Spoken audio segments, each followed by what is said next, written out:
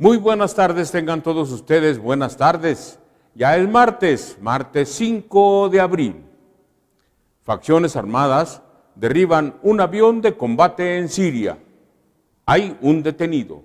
Según esta fuente, el aparato pertenecía a las fuerzas gubernamentales sirias y fue alcanzado por las baterías antiaéreas de los grupos opositores que operan al sur de Alepo. Un avión militar, el que fue derribado por los cohetes lanzados en la provincia de Alepo, en la norte de Siria, que operan en aquella zona las fracciones armadas, quienes les dieron el baje y que capturaron al piloto, así lo indicaron los activistas. Fue una fuente militar citada por la agencia oficial de Siria, SANA, quien confirmó que el avión de guerra que llevaba a cabo labores de reconocimiento se estrelló en Alepo tras ser alcanzado por proyectiles lanzados desde tierra. La oficina opositora de información de la localidad de Azaz, en Alepo, ha publicado el día de hoy por parte de internet un video cuya veracidad no pudo ser comprobada, en la que se aprecia cómo el aparato se precipita al suelo envuelto en llamas. Esta fuente apuntó que el aparato pertenecía a las fuerzas gubernamentales sirias y fue alcanzado por las baterías antiaéreas de los grupos opositores que operan en ese sur de Alepo. Por su parte, el Observatorio Sirio de Derechos Humanos ha informado de la caída de un avión que se desconoce si pertenece al Ejército Nacional, a la Fuerza Aérea Rusa, en el área de Eiz, tras ser atacado por fracciones islámicas. La organización no gubernamental destacó que el aparato se ha estrellado en un lugar que está bajo el control del Frente al-Nusra, filial siria de Al-Qaeda y otros grupos armados. Por el momento, no se sabe el destino de su tripulación. El Eiz fue tomado por la rama de Al-Qaeda y sus aliados hace ya 3 días, después de combates contra los efectivos del régimen. Actualmente está vigente en Siria un alto al fuego aceptado por el gobierno de Damasco y la Comisión Suprema para las Negociaciones, principal alianza opositora del que está excluido el Frente al-Nusra. En otra nota, en nuestro país el episcopado da un paso a la renovación. Sí, las elecciones internas de la Conferencia del Episcopado Mexicano, obispos aseguran que dentro de la institución eclesiástica no existe divisiones, por lo que esperan que sea una votación rápida en este día. El arzobispo primado de México, Norberto Rivera, participará en la elección interna del CEM, la Conferencia del Episcopado Mexicano, quien celebra hoy sus elecciones internas en las que se renovarán o, en su caso, ratificarán más de 60 cargos que van desde el Consejo de la Presidencia, el Consejo Permanente y los representantes de las 18 provincias pastorales en el país, aun cuando la jerarquía de la Iglesia Católica Mexicana reconoce algo de diferencias entre sus miembros y que especialistas en el tema ven divisiones. Obispos como Felipe Arizmendi confían en que la votación sea rápida, pues entre ellos no hay tanto pleito.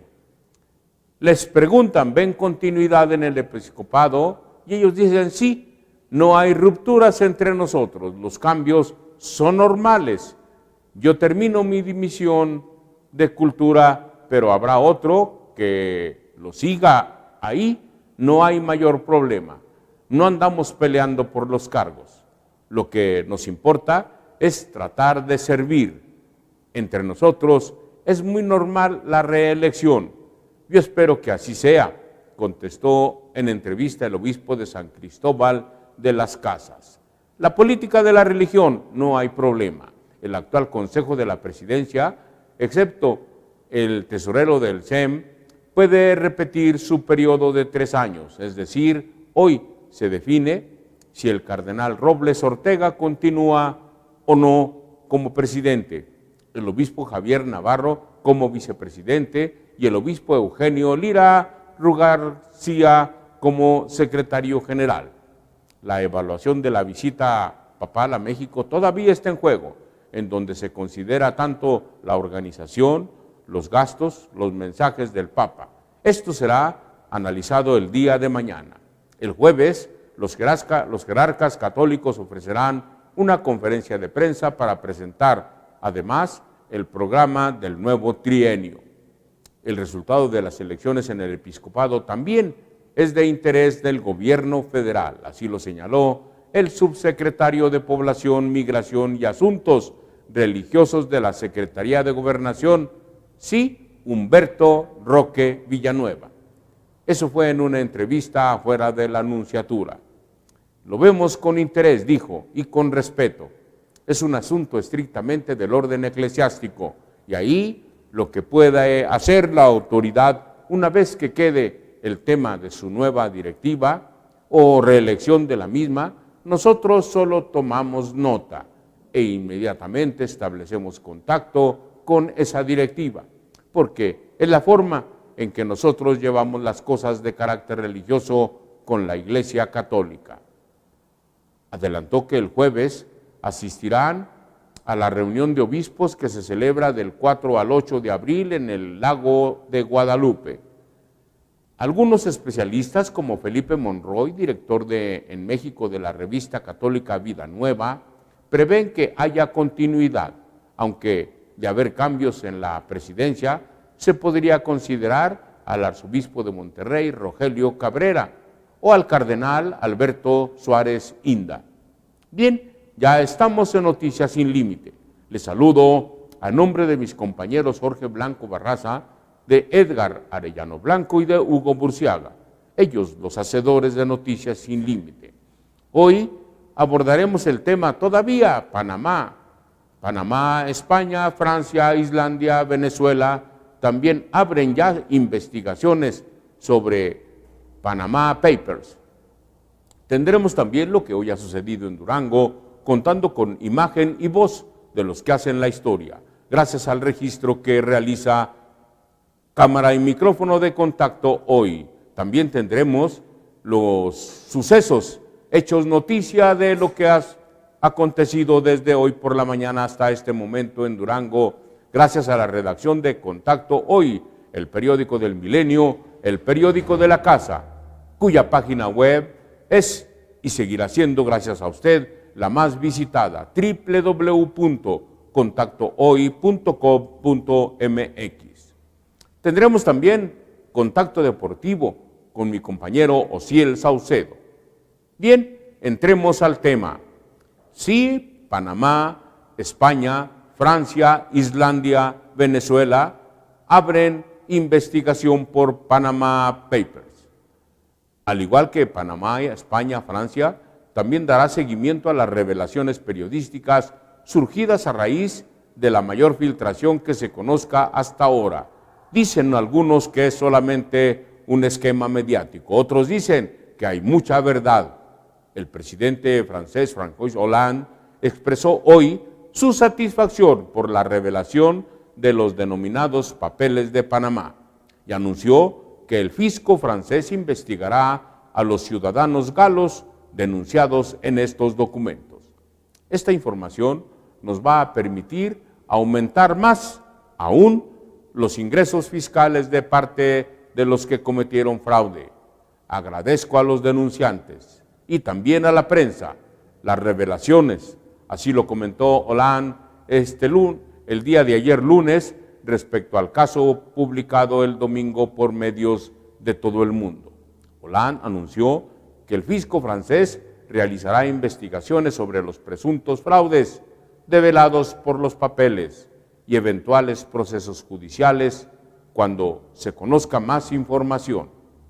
Entre los franceses que figuran en la lista de presuntos defraudadores figuran el presidente de la Confederación Europea de Fútbol, la UEFA, el exjugador de la selección francesa, Michel Platini, así como el exsecretario general de la FIFA, Jérôme Huelque.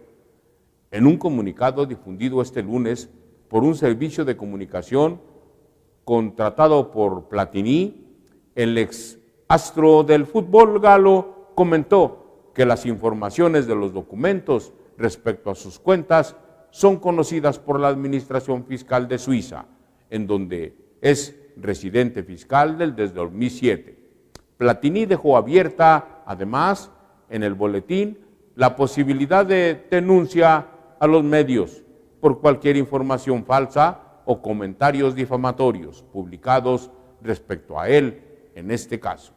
En la lista de supuestos defraudadores fiscales franceses en sociedades opacas figuran también políticos conservadores franceses, así como el ministro galo de presupuesto del actual gobierno, entre otras personalidades francesas.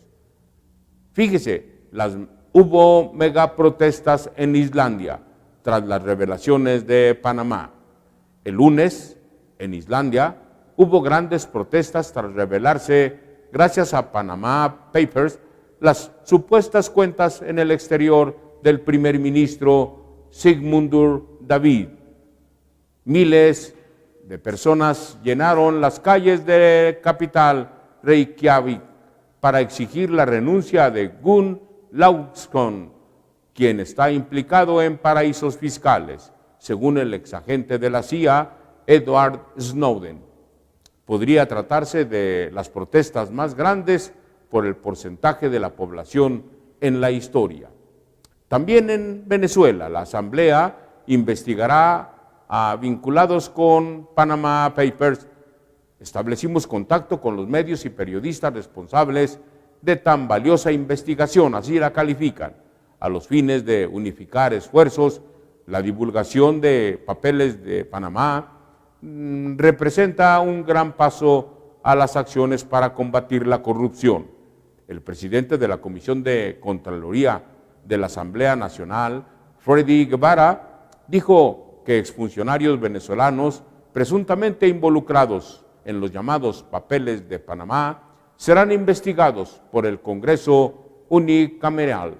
Guevara señaló que en las filtraciones conocidas desde el domingo, derivadas de investigaciones del Consorcio Internacional de Periodistas de Investigación, existen 241.000 menciones a Venezuela. Afirmó que se trata de otro eslabón de la red de corrupción ocultada por el gobierno bolivariano. En un país con control de cambio desde hace 13 años, como explican una enfermera y un ex escolta del presidente haber tenido participación en paraísos fiscales. No tienen manera de justificar esos recursos porque se los robaron, dijo Guevara. Montaron un perverso esquema de control cambiario, importaciones a dedo, adjudicaciones directas y contratos con sobreprecios. Es una estructura de crimen organizado con boina roja, añadió en una rueda de prensa. Explicó que además de los nombres mencionados en la entrega de los papeles de Panamá, se divulgan pronto más nombres de exfuncionarios, exempresarios y dirigentes oficialistas supuestamente involucrados. Indicó que en las primeras filtraciones fueron mencionados el exjefe de seguridad de Palacio Miraflores, Casa de Gobierno, Adrián Velázquez Figueroa, el exjefe del programa Bolívar 2000, general Víctor Cruz Waffer, y la enfermera del entonces presidente Hugo Chávez, Claudia Díaz Guillén. Así se abren estos papeles y nosotros en Noticias Sin Límite ya veremos, ya diremos, estaremos pendientes de las publicaciones que se hagan en el mundo, pero también las que se hagan en México. Por ahí Televisa, TV Azteca y quien hiciera a la Casa Blanca que le vendiera a la primera dama del país están también involucrados. Vamos ahora a un espacio de contacto hoy. Al regresar, la imagen y la voz de los que hacen la historia en Durango. Siga con nosotros.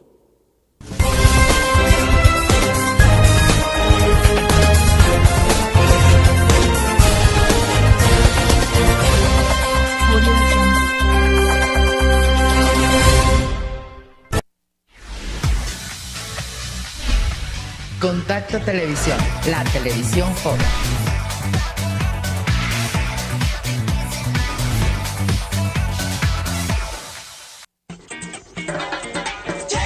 Chécate, es el primer paso. Mídete, bájale a las grasas, al azúcar y a la sal. Muévete, haz ejercicio.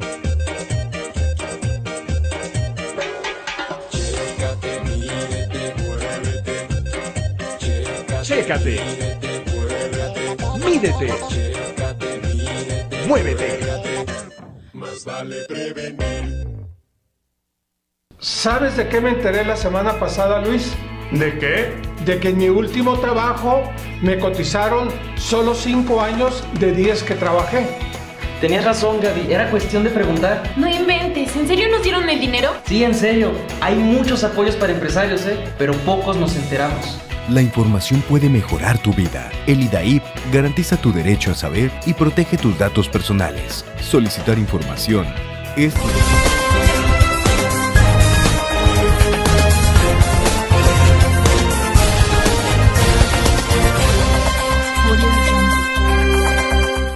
Gracias por continuar con nosotros. Estamos en Noticias Sin Límite y es momento de presentar a usted a quienes hacen la historia en Durango. Personajes cuya voz e imagen ha sido registrada por cámara y micrófono de contacto hoy. En primer término, allá en las obras de la avenida 20 de noviembre de esta nuestra ciudad capital, registraron a Jorge Herrera Caldera en materia de supervisión de obra. Véalo, escúchelo usted. Ustedes pueden ver, es un avance ya prácticamente de un 80%, casi 85%. Es una obra de mucha calidad que pues tiene todo concreto hidráulico, calado subterráneo. Se tuvieron que cambiar todo el drenaje, era drenajes de hace más de 50 años. Y esto, pues la calidad, el que tenga grandes acabados como la luz de LED, toda la imagen urbana, pues de primer mundo, pues garantiza una obra para los próximos 50 años. Y bueno, ustedes, muchos jóvenes, la van a poder constatar. Y pues algunos se los vamos a dejar ahí de tarea porque realmente es una obra que, como se hizo la primera vez por 50 años en el 70 con Padre Surquiri, pues muchos nos tocó de niños ver esa obra y cómo es una obra que pues ha perdurado y que es de gran calidad. Esta es la segunda parte después de pues prácticamente 40 años, 45 años, que estamos dando continuidad a una segunda parte de 20 de noviembre. Y creo que esta es la calidad de la obra que debemos tener en todo el estado y que va a ser sin duda un sello de la vialidad principal de todos los duranguenses. Hay quien critica los camellones grandes o las macetas grandes en los camellones, señor, algunos empresarios. Sí, hay alguna gente que no gusta, de repente como que son estorbosos. Hay alguna gente que pues se le hacen muy bonitos. Una de las cosas que es importante son las jardineras centrales, porque además de que embellecen el camellón, pues también impiden el que haya el cruce por la parte central. Esto es pues un poquito forzar la educación vial, que es pues juega estas jardineras un doble papel. Contacto informa. Los comerciantes del corredor comercial del 20 de noviembre han visto reducidas sus ventas hasta en un 50%. Ello a consecuencia de las obras de modernización que se realizan en esta vialidad. Así lo aseguró Jaime Mijares Salum ante Contacto hoy, él en su carácter de presidente de la Cámara Nacional de Comercio. Ahora le presento a César Guillermo Rodríguez, en su carácter de secretario de Comunicaciones y Obras Públicas en el Gobierno del Estado, y nos habla sobre la fecha en que será abierta el carril de la calle 20 de noviembre. Véalo, escúchelo usted. En la avenida 20 de noviembre tenemos ya un avance global del 85% de esta última etapa, que es el cuerpo norte, que incluye prácticamente ya todos los trabajos de concreto hidráulico, los camellones centrales, banquetas, las instalaciones que ya prácticamente están al 100% de drenaje pluvial, líneas de agua potable, sanitarias, etcétera, y todo lo que es banquetas. Nos queda pendiente solamente parte de la cordonería, aquí de un costado de las banquetas, colocar el alumbrado público, terminar el cableado subterráneo, pero pues aprovechamos para anunciarles que el próximo lunes estará abierto ya a la circulación en un solo carril, obviamente con sus respectivos señalamientos, porque vamos a seguir trabajando. Nosotros estimamos que en un mes quedarán cubiertos la totalidad de los trabajos que nos quedan pendientes, pero ahorita ya considerando que ya tiene el tiempo de fraguado suficiente el concreto hidráulico y que esta semana podamos avanzar en las maniobras que tenemos que hacer prácticamente sobre el carril, en la colocación de jardineras y la colocación de cordonería. El compromiso es que para el próximo lunes quede abierto ya la circulación un solo carril, para que nos permita tener de un lado las maniobras que nos queden todavía pendientes, porque hay que estar manejando todo esto con maquinaria, con grúas, para seguir trabajando en lo que son los trabajos que todavía aún están pendientes. Entonces, pues prácticamente el anuncio es que el próximo lunes estará ya abierta la circulación en un solo carril. Como suele ocurrir en cada jornada electoral, los empresarios agremiados a la Cámara Nacional de la Industria Restaurantera, la CANIRAC, otorgan descuentos a los clientes que durante las elecciones demuestren haber votado, pero además aplicarán este beneficio también para sus empleados. Ahora, cámara y micrófono de contacto hoy ha registrado a Carlos Contreras Galindo, el presidente municipal de la capital, y nos habla sobre el tiempo en que el proyecto de obra podrá cumplirse. Véalo, escúchelo usted. En tiempo y forma como lo habíamos planeado. Teníamos el mes de mayo como límite y ahorita con los datos que nos den ya la parte técnica, que en unos momentos más escucharemos, es seguramente ratificar que el tiempo en que se estimó la proyección pudiera cumplirse. Quisiera pensar que un poquito antes, sin embargo reconocer la madurez, el apoyo que hemos tenido de los comerciantes y de los empresarios que en esta vía han visto afectados. Sin embargo, en este diálogo, en este acercamiento de señalización, de vías alternas, de servicios que se han estado demandando, hemos estado en constante comunicación. ¿De qué manera se les apoyó en estas afectaciones que tuvieron los comerciantes? Bueno, fue prácticamente un diálogo permanente.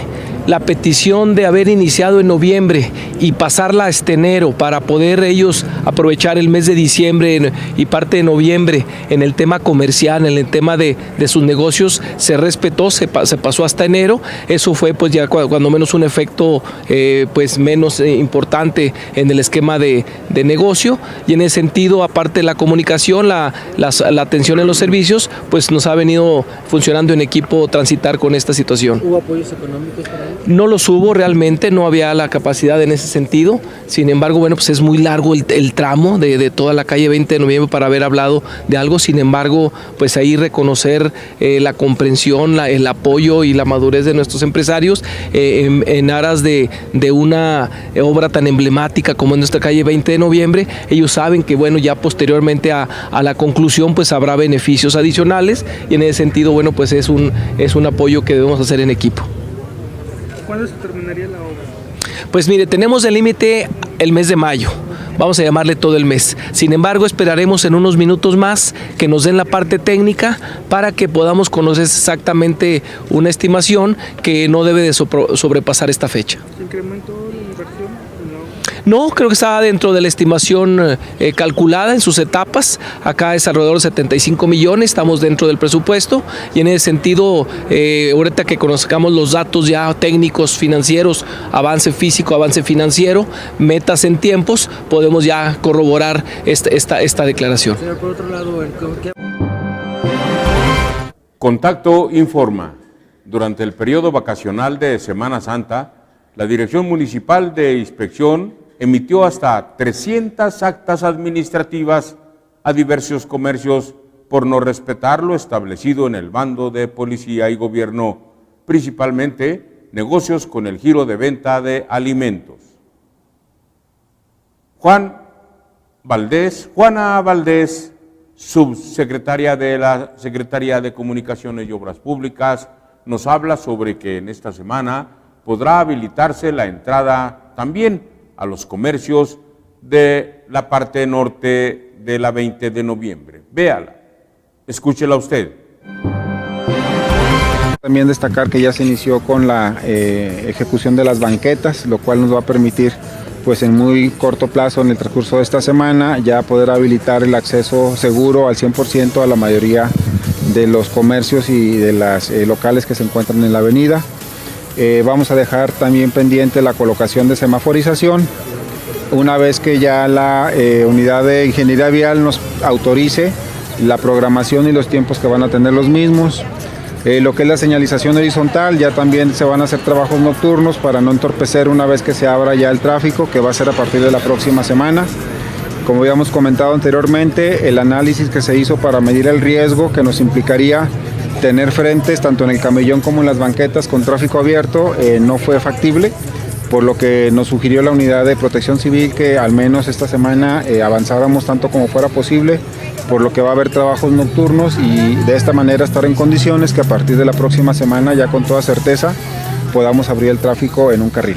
Entonces nada más se va a esperar una semana para terminar banquetas y los pequeños detalles para poderla abrir. Es correcto, de esta manera ya tenemos el área de trabajo más segura y no estaría tan expuesto ni el personal, pero sobre todo el usuario de los diferentes comerciantes, los proveedores, los mismos empleados de los negocios, y así garantizamos evitar cualquier posible accidente. Entonces los trabajos de señalización horizontal y vertical se van a realizar por parte de la noche.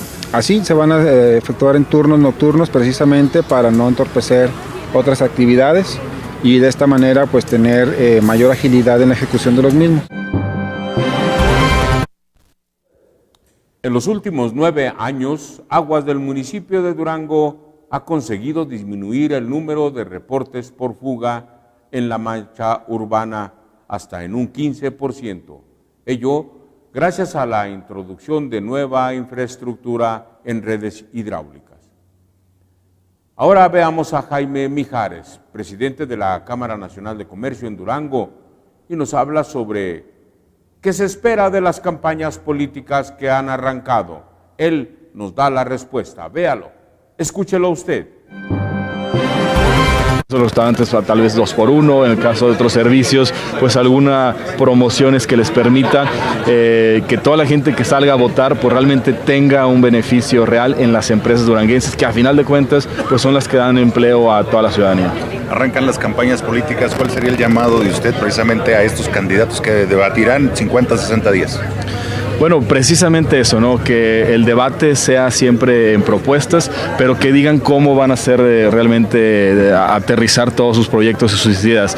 Pero sí también que invitar a la ciudadanía que ahora hay una efervescencia política y seguramente estaremos teniendo unas votaciones históricas en números porcentuales, lo cual pues dará una oportunidad para que entre más duranguenses podamos decidir. Contacto informa. El director del Instituto Duranguense de Educación para Adultos, Carlos Huereca Díaz, dio a conocer a Contacto Hoy que para este año se han recortado 16 millones de pesos, lo que representa que se tiene un receso de 76 personas que fungen como figuras solidarias de contrato. Tadeo Campañ, líder de la comunidad gay, habla para Contacto Hoy. Y su tema, ¿cuándo se lleva a cabo el foro de información sobre derechos humanos? Él nos da la respuesta. Véalo, escúchelo usted. general, por organizaciones y por el mismo presidente de la Gran Comisión. Digo, pues va a ser muy reprobable que si el presidente de la Gran Comisión cita a sus diputados a un evento tan importante como es y no asistan, digo, pues ahí se hablará del interés, ¿no?, de cada uno de los diputados, ahí reflejaremos realmente el sentir y la intención de cada uno de los diputados, ¿no? Yo creo que ese es un previo de cómo puede funcionar la iniciativa en Durango, sin duda. ¿Están conformes ustedes con los expositores que van a traer? O sea, ¿sí tienen que ver con el tema realmente? ¿Sí le saben? Sí. Mira, todo es propuestas. A ver, cuando se planteó el tema de los foros, todo el mundo iba a hacer propuestas. Organizaciones en contra, organizaciones a favor y el mismo Congreso como tal, ¿no? Nosotros incluso en este tema nos deslindamos en el hecho de nosotros organizar. Nosotros proponemos y tu Congreso encárgate en todos los sentidos de los foros, ¿no? Hay propuestas. Esta primera propuesta de la doctora Pilar es una propuesta del presidente de la Gran Comisión, el diputado Canfer, de los diputados, y están las propuestas de nosotros, ¿no? Lamentable o favorablemente nuestras propuestas pues hablan de personajes como un ministro de la Suprema Corte de Justicia, el director nacional de la Comisión de Derechos Humanos. Entonces son personajes que sus agendas son un poco saturadas, ¿no? Que ellos están en la mejor disposición de asistir. Habrá que adaptar nuestras agendas, habrá que adaptar la agenda de los foros, pero la invitación ahí está, ¿no? A ver, insisto, ¿no? El foro de mañana no es un foro de debate, no es un foro de consulta, es un foro de información para todos, ¿no? Mira, sencillo, van a venir a remarcarnos lo que yo he remarcado en los últimos casi 3 años. No van a venir a hablarnos. El tema es un tema de derechos humanos, el tema se tiene que acatar porque es un tema de la Suprema Corte de Justicia, no hay más, ¿no? Pero sí necesitamos esa balanza, ¿no? Esa balanza neutral de especialistas de fuera que no están ni a favor ni en contra, pero vienen a hablar desde un argumento profesional y ético, sobre todo. Derivado del operativo de Semana Santa que inició la Procuraduría Federal del Consumidor, la Profeco, y que se realizaron en Durango, Gómez Palacio, Lerdo, Santiago Papasquiaro, Guadalupe Victoria, Pueblo Nuevo, se iniciaron 40 procedimientos administrativos en contra de tiendas departamentales, farmacias y tiendas de conveniencia, por vender sobre todo productos caducos. Así lo informó el delegado de la dependencia, Rodolfo Guerrero García. Juan Quiñones, diputado local y presidente del Partido Acción Nacional, nos habla y nos dice, claro que se ha extrañado a Calderón. Vaya declaración, véalo, escúchelo usted. 20 minutos para exponer el tema.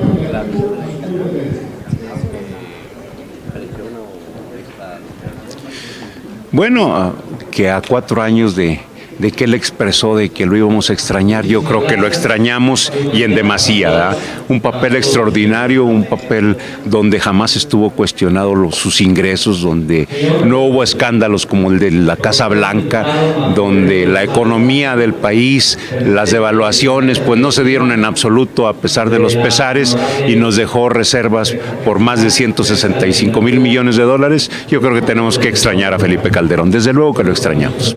En general hemos externado hasta el cansancio que en lo particular a nosotros los panistas queremos que les vaya muy bien a todos los partidos políticos, pero al Partido Acción Nacional que le vaya mucho mejor. Gracias. El Consejo Coordinador Empresarial realizará un foro de propuestas de los candidatos que participarán en la contienda electoral el próximo mes de junio para los cargos de gobernador y alcalde, en donde las fechas para dicho evento serán los días 12, 19 y 26 de mayo a las 19 horas en las instalaciones de la Cámara Mexicana de la Industria de la Construcción. Así lo reveló la presidenta del organismo, Diana Ocón Alvarado. Ahora, Iván Gurrola, diputado por el PRI, responde al diputado Juan Quiñones. Y así le responde, véalo, escúchelo usted. Felipe Calderón no tiene vergüenza por tratar de venir a Durango a ponerse medallas que no le corresponden. Debemos recordar los duranguenses, y ustedes lo saben perfectamente, el presupuesto lo autoriza la Cámara de Diputados. Felipe Calderón mandaba como iniciativa un presupuesto que era por mucho inferior a lo que se logró obtener. Era un presupuesto que no hubiera resolvido los problemas que se tenían en Durango, que no hubiéramos logrado ningún avance, que no hubiéramos logrado las obras que hoy tenemos. ¿Y qué pasó? Todos recordarán que la mayoría en la Cámara de Diputados era del PRI. Felipe mandaba una iniciativa que era muy pequeño el presupuesto que planteaba, y en la Cámara de Diputados, que la mayoría era del PRI, se lograba tener casi el doble o más del doble de lo que Felipe Calderón había planteado. Eso se logró gracias a que la mayoría de los diputados eran del PRI y a las gestiones de los gobernadores en su momento, primero Ismael y luego Jorge. O sea, me parece que Felipe Calderón no debe venir a colgarse medallas que no le corresponden. Y por otro lado, la oportunidad que tuvo Felipe Calderón de ayudar a los duranguenses fue cuando vivimos la peor crisis en Durango, que fue la sequía. Y en la sequía, ustedes recordarán, perdimos cientos de cabezas de ganado, estuvimos a punto de perder vidas humanas, de no haber sido por la intervención del DIF estatal, por la campaña de una gota de ayuda que encabezó la señora Tere Álvarez del Castillo, pero hay que decirlo, cientos de duranguenses participaron dando alimento, agua, para poderlo llevar a comunidades que estaban viviendo una crisis severa.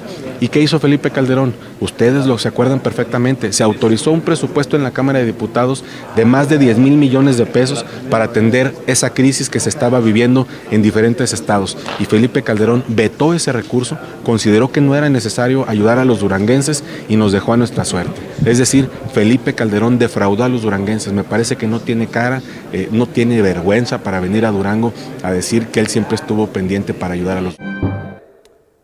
Ante el inicio de las campañas de los candidatos de los diversos partidos, el líder social Pedro Ávila Nevares instó a que las propuestas que se realicen sean cumplidas, puesto que la ciudadanía ya está cansada de los discursos y en donde el PRI tiene la fuerza y capacidad para volver a ganar en los comicios del próximo mes de junio.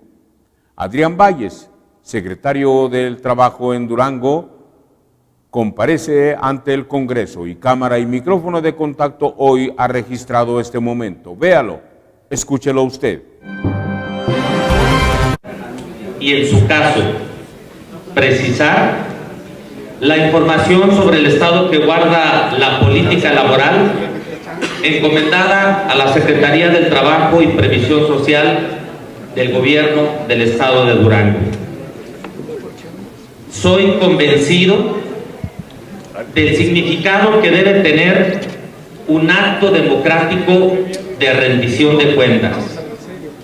Convencido del análisis serio, responsable y plural. Convencido de que hay retos que se han superado y hay retos que aún debemos enfrentar. Sé que todas y todos ustedes saben y comparten que un ejercicio de gobierno nunca ha estado ni estará fuera de momentos y circunstancias de dificultad que ponen a prueba la solidez de nuestras instituciones. Difícil sería pensar en avanzar en un tema tan vital como lo es el trabajo si le apostamos a la visión única, o peor aún, si le apostamos a la división de opiniones y al enfrentamiento de las partes. Por el contrario, un tema con la naturaleza del trabajo requiere la visión crítica del Poder Legislativo y también del Poder Ejecutivo, pero siempre con visiones con ánimo de construir, con propuestas plurales, incluyentes, persiguiendo alcanzar un objetivo común. Por eso, durante estos años de la administración del gobernador Jorge Herrera Caldera y de manera particular del año que nos ocupa la presente glosa del informe 2015, le hemos apostado por consolidar la estrategia de inclusión y participación, de apertura y solución, de apoyo y resultado de los factores fundamentales de la producción, que son los trabajadores y los empresarios. Es así como el conflicto se puede traducir en acuerdos y el acuerdo en generación de oportunidades. Comparto con ustedes acciones y resultados que en materia laboral se han alcanzado en Durango. Primero, destaco. Contacto informa, dentro de un mes quedarán terminados en su totalidad los trabajos de modernización de la avenida 20 de noviembre, misma que se abrirá a la circulación vehicular a partir del lunes. Así lo informó el secretario de Comunicaciones y Obras Públicas del Gobierno del Estado. Usted ya lo escuchó. Bien, en otra información de la redacción de Contacto, hoy nos llega el siguiente reporte. Después de que se llevó a cabo la construcción de Ciudad Pecuaria y que se dotó de obra adicional como la infraestructura hidráulica, los resultados que se obtengan en cuanto al aprovechamiento del lugar dependerán de los ganaderos locales, pues son quienes tienen la concesión para utilizar estas instalaciones. Así lo señaló el gobernador del estado, Jorge Herrera Caldera.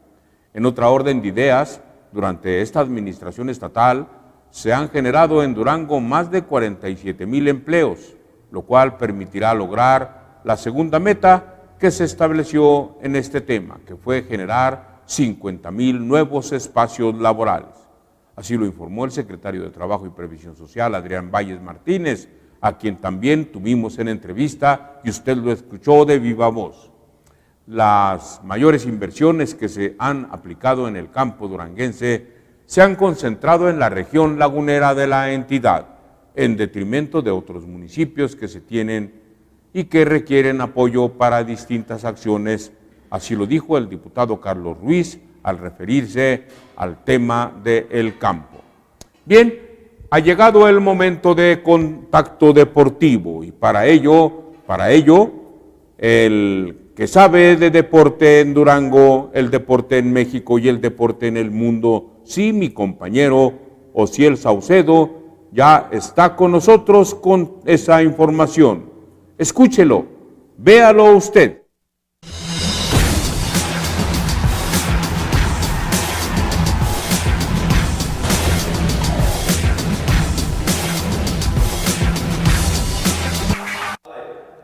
Muy buenas tardes, auditorio de Contacto Hoy. Así es, ya es momento de pasar a su gustada sección deportiva por el día de hoy. Hoy recordemos que es martes 5 de abril, un día con mucha actividad deportiva alrededor del mundo. Por ejemplo, ahorita se está disputando la fase de cuartos de final de la Champions League. En estos momentos el Atlético le va ganando 1-0 al Barcelona en el Camp Nou, con gol del Niño Torres, quien por cierto ya sabe lo que es dejar fuera al Barcelona en este tipo de instancias. Recordemos que él lo hizo en el 2002 con el Chelsea en un contragolpe. Sin embargo, en esta ocasión no podrá hacerlo ya que fue expulsado. Él anotó el gol al minuto 25 y 10 minutos más tarde, tras una doble amonestación, fue enviado temprano a las regaderas. Así que se ve muy complicado para el Atlético. Ahorita es el medio tiempo y está sacando el resultado, pero en la segunda parte el Barça se va a ir con todo su arsenal y el Atlético con un hombre menos, pues se ve muy complicado que aguante. Y en otra serie, el Bayern Múnich le va ganando 1-0 al Benfica. Esto en Múnich, si el Benfica pensaba ir a echarse atrás y aguantar el marcador, no le salió nada, ya que al minuto 2 Arturo Vidal pues, puso el tanto que pone en ventaja al cuadro del Múnich. Pero bueno, ya entrando en materia de información de la que hemos preparado para ustedes el día de hoy, vamos a hablar en primer término sobre el tema de los Panama Papers, este tema que sigue dando de qué hablar, y es que el exfutbolista argentino del Castellón, José Leonardo Ulloa, que actualmente juega en el Leicester inglés, ha descargado la responsabilidad de la aparición de su nombre en los papeles de Panamá en su ex representante y expropietario del Castellón, José Manuel García Osuna. El nombre de Ulloa figura entre los vinculados a empresas no residentes relacionadas con los como consecuencia de su vinculación con García Osuna cuando defendía los colores del Castellón. En aquel momento, Osuna era el máximo accionista del Castel Nou 2005 SL, empresa propietaria en esa etapa del club castellonense. Además, actuaba como asesor deportivo del conjunto albinegro y representante de futbolistas, por lo que participó en decenas de traspasos de jugadores, uno de ellos el de Ulloa. Es por eso que el delantero reconoce que su nombre aparece como consecuencia de sus traspasos al Castellón y posteriormente a la Almería en aquellos años. Estoy en medio no sé qué es lo que habrá este dirigente o qué habrá hecho él con el dinero. Así lo expresa Ulloa, lo manifestó en el programa Jaque Mate de la radio argentina Pop Rock. Precisamente, Osuna es uno de los investigados en la causa judicial sobre la gestión llevada a cabo por la empresa Castelnau en conjunto de la plana que propició el descenso por impagos del Castellón. Esto fue hacia la tercera división.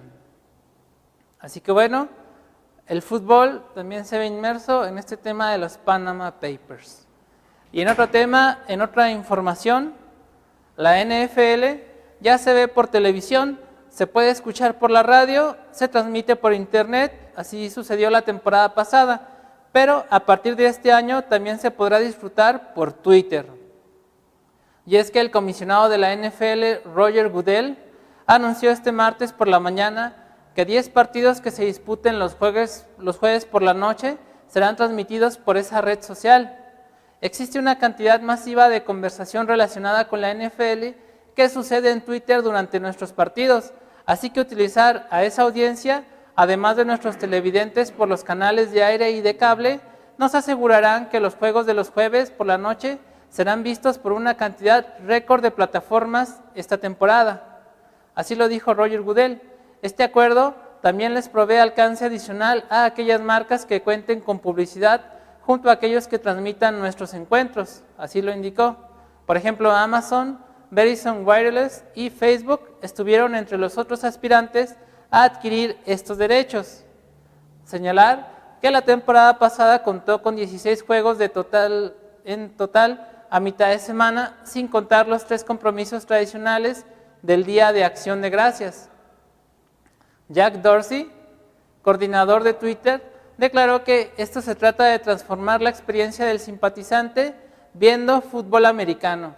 La gente ve los partidos de la NFL navegando por Twitter, a la misma vez hoy en día podrán verlo directamente por esta red social.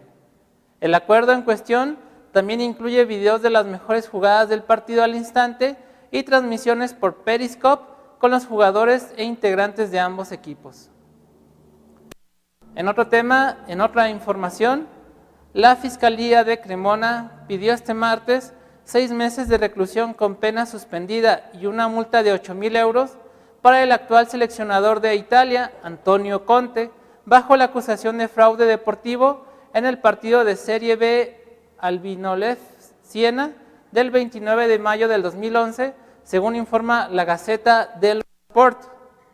La decisión del Roberto Di Martino llegó en el ámbito del proceso abreviado para que los investigadores que decidieron pasar por el rito alternativo.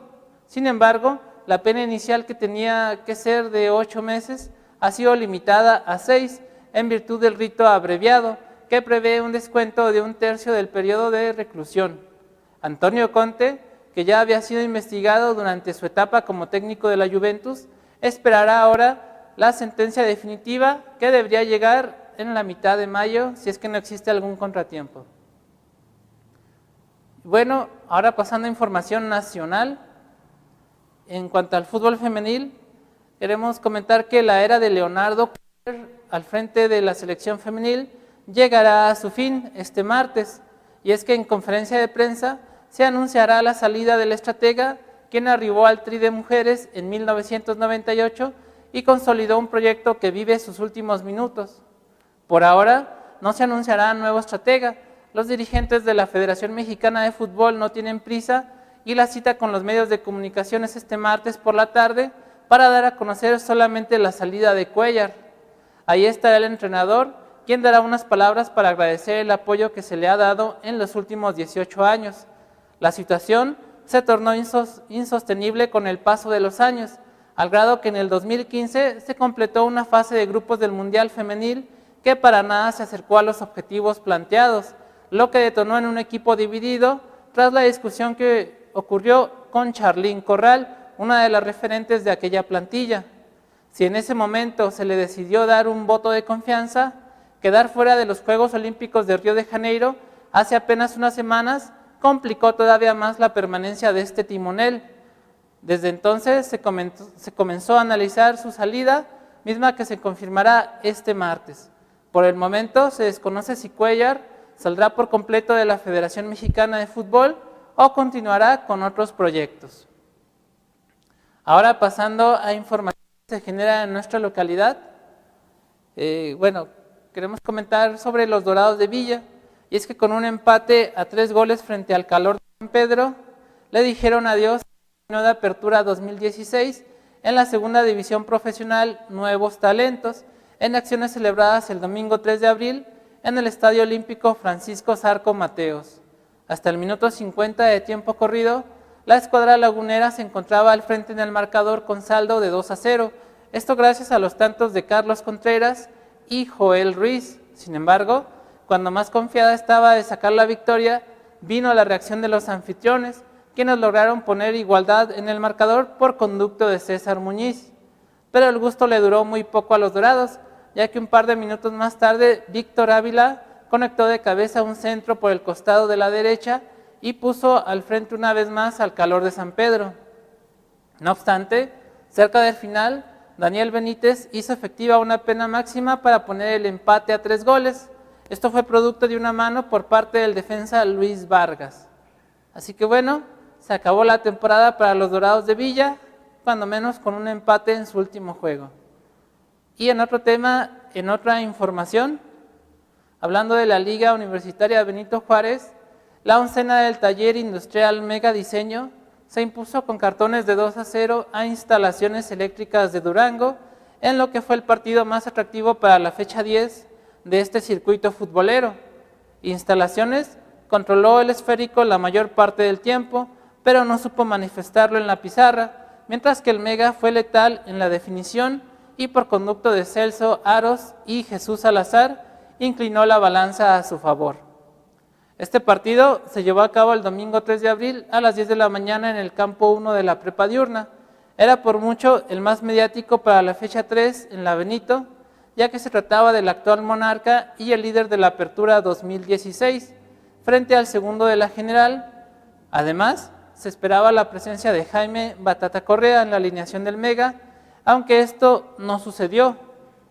Con esta victoria, el Mega llegó a 30 unidades en 10 juegos disputados y se encamina a una temporada perfecta, pues de los 7 rivales que le queda por enfrentar, solo la constructora Faro parece tener alguna oportunidad de vencerlo, aunque bueno, bien dicen que los partidos hay que jugarlos. Por su parte, Instalaciones Eléctricas sumó su segundo descalabro de la temporada y descendió al tercer peldaño de la general con 21 unidades. Ahora el segundo general es precisamente la constructora Faro, quien irá a la casa del Taller Mega, aunque bueno, estos equipos se van a enfrentar, si no me equivoco, hasta la última jornada. Y bien, con esto hemos llegado al final de nuestra sección deportiva por el día de hoy, martes 5 de abril, así que es momento de ir al otro lado del estudio con mi compañero Bernardo, quien nos tiene el bloque final.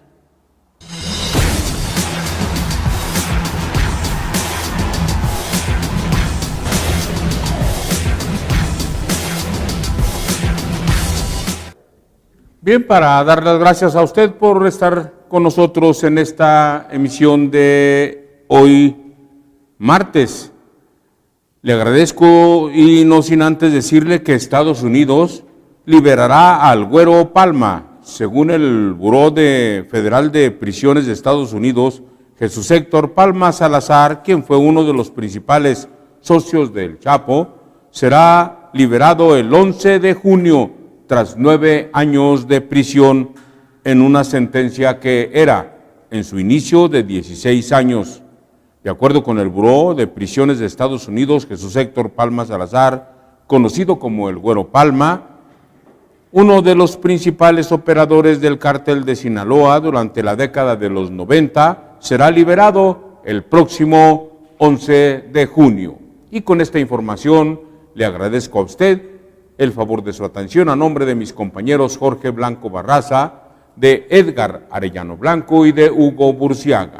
Los esperamos el día de mañana en punto de las 2 de la tarde, como todos los días de lunes a viernes. Mientras tanto, buen provecho, buenas tardes.